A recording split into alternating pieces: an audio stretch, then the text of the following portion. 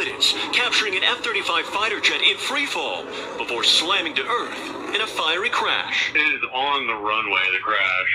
The pilot at Eielson Air Force Base witnessing the fireball from a parachute after ejecting seconds earlier. The Air Force says the jet was about to land during a scheduled training mission. Hello दोस्तों, global affairs में आप सभी का स्वागत है और मैं हूं स्वाभिमान। ये जो वीडियो आपने देखा, ये वीडियो था crash of F-35 in Alaska airbase of USA। जी हाँ, एक F-35 फाइटर जेट क्रैश कर गया अलास्का एयरबेस अमेरिका में। इसके बाद से बहस छिड़ गई है F-35 को लेकर, इसके टेक्नोलॉजी को लेकर, इसके प्रूडेंस को लेकर और इसके ओवरऑल एफिशिएंसी को लेकर। अगर देखा जाए तो F-35 अपने कैटेगरी में एक टॉप पोजीशन रखता है। 5वीं पीढ़ी का फाइटर जेट अपनी स्टील्थ टेक्नोलॉजी, अपने एवियनिक्स, अपने स्टेट ऑफ आर्ट टेक्नोलॉजी के लिए जाना जाता है। अमेरिका हो गया, इजराइल हो गया, जापान हो गया, इसे वाइडली यूज़ करते हैं और माना जाता है कि टाइम टेस्टेड फाइटर जेट है। इजराइल ने इसका हैवीली यूज़ किया है और इसके इस्तेमाल से उसने ईरान में बहुत तबाही मचाई और ईरान को बहुत नुकसान पहुंचाया। जापान भी इसे यूज़ करता है, ऑस्ट्रेलिया से यूज़ करता है और यूएस ने इसे वाइडली यूज़ किया था इन अफ़गानिस्तान एंड इराक। तो कहा जा सकता है कि F-35 अपने कैटेगरी में एक अनमैचेबल पोजीशन रखता है जिसकी कोई मैच नहीं। लेकिन एक क्रैश के बाद से F-35 के ऊपर जो ब्लॉट लगा है वो काफ़ी चिंताजनक है। ये वो समय है जब इंडिया ये सोच रहा है कि अपनी 5वीं पीढ़ी फाइटर जेट को कॉम्बैट को कंप्लीट करने के लिए वो कौन सा ऑप्शन चुने। क्या वो रशियन मेड SU-57 की तरफ जाए या फिर US मेड F-35 के ऊपर। पिछली बार जब प्रधानमंत्री मोदी अमेरिका गए थे तब वो लॉकहीड मार्टिन के CEO से मिले थे। लॉकहीड मार्टिन वही कंपनी है जो F-35 बनाती है और इससे लग रहा था कि शायद F-35 एक्वायर करेगी इंडिया। इसके अलावा पुतिन चाहते हैं कि भारत F-35 को छोड़कर SU-57 को चुने क्योंकि वो भी सेम फीचर्स ऑफर करते हैं और शायद डिस्काउंटेड प्राइस पर। इसलिए पुतिन चाहते हैं कि इंडिया SU-57 को परचेस करे। लेकिन यहाँ पर बात है देश की रक्षा की, सुरक्षा की और अपने स्ट्रेंथ को बढ़ाने की। हमारे पास दो एडवर्सरी हैं, पाकिस्तान और चाइना, और दोनों को काउंटर करने के लिए एक प्रॉपर मैकेनिज्म होना चाहिए और प्रॉपर डिफेंस प्रैक्टिस हमारे पास मौजूद होना चाहिए ताकि हम एक समय में दोनों को काउंटर कर सकें और दोनों का जवाब दे सकें।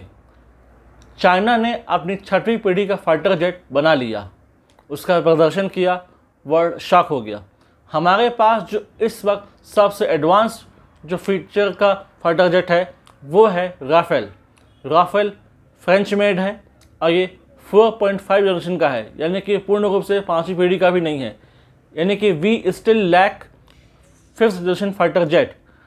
अगर स्ट्रेंथ की बात करें तो IAF की सैंक्शन स्ट्रेंथ है 42 स्क्वाड्रन, लेकिन अभी तक केवल 31 स्क्वाड्रन ही कंप्लीट हैं, यानी कि स्टिल 11 स्क्वाड्रन इनकम्प्लीट हैं।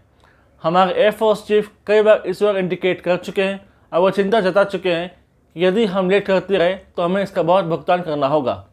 भारत भी 5वीं पीढ़ी का फाइटर जेट बना रहा है अंडर प्रोजेक्ट M का, लेकिन इसको सतह में आने में 2035 लग जाएंगे। तब तक इंतज़ार तो नहीं किया जा सकता, यानी कि या तो अमेरिकन मेड चुनना पड़ेगा या रशियन मेड। हालांकि इसके फीचर्स बहुत अच्छे हैं, इसके एवियनिक्स बहुत अच्छे हैं, इसकी स्टील्थ कैपेसिटी बहुत अच्छी है, ये टाइम टेस्टेड है, लेकिन एक क्रैश ने सारी कहानी बदल दी। अब जो कंट्रीज़ इसे लेना चाहती थी, अब जो देश इसे लेना चाहते थे, जो ऑर्डर करने वाले थे, जो इसके पोटेंशियल बायर से, वो अब हिचकेंगे। वो दोबारा सोचेंगे कि क्या वाकई F-35 लेना चाहिए या कोई और ऑप्शन चुनना चाहिए। भारत के पास भी अब समय मिल गया है कि क्या वो F-35 के साथ ही जाए या रशियन मेड SU-57 को चुने। पुतिन हमेशा से चाहते रहे हैं कि भारत अगर 5वीं पीढ़ी का फाइटर जेट ले तो SU-57 ले, ना कि अमेरिकन मेड F-35। और सही भी है, हर देश अपना फ़ायदा चाहता है, हर देश का राष्ट्रपति अपने देश का फ़ायदा चाहता है। इसलिए दोनों अमेरिका और Russia are trying to allow India to buy their respective fighter jet and their respective defence hardware. लेकिन यहाँ पर हमें अपनी सहूलियत देखनी होगी कि हमारा फ़ायदा कहाँ है। अब अगर देखें तो इसमें SU-57 रेस में आगे आ जाता है, क्योंकि एक क्रैश के बाद से ये थोड़ा सा बैक ट्रैक हो गया है और एक तरीके से ये लो प्रोफाइल में चला गया है। इसलिए हो सकता है गवर्नमेंट ये सोचे कि हमें रशियन मेड Su-57 को चुनना होगा, क्योंकि F-35 तो क्रैश कर गया। F-35 नेवल वर्जन भी ऑफर करता है, यानी कि इंडियन नेवी के पास भी F-35 का नेवल वर्जन होगा, जिससे उनकी स्ट्रेंथ भी कंप्लीट होगी।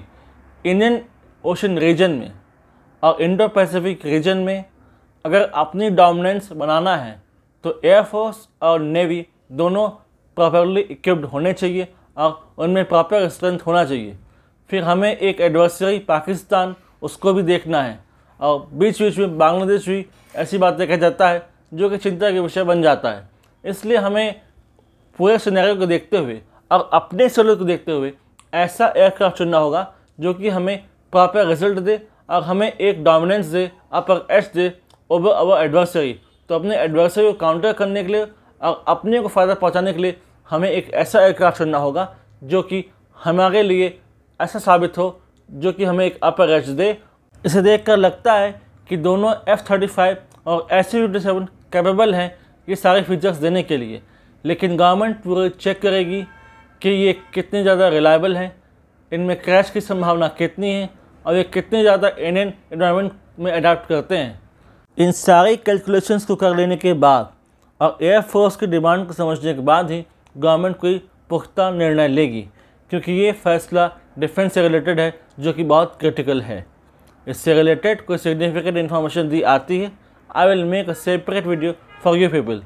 Do like, comment, share and subscribe the video and widely spread this video for the knowledge of people.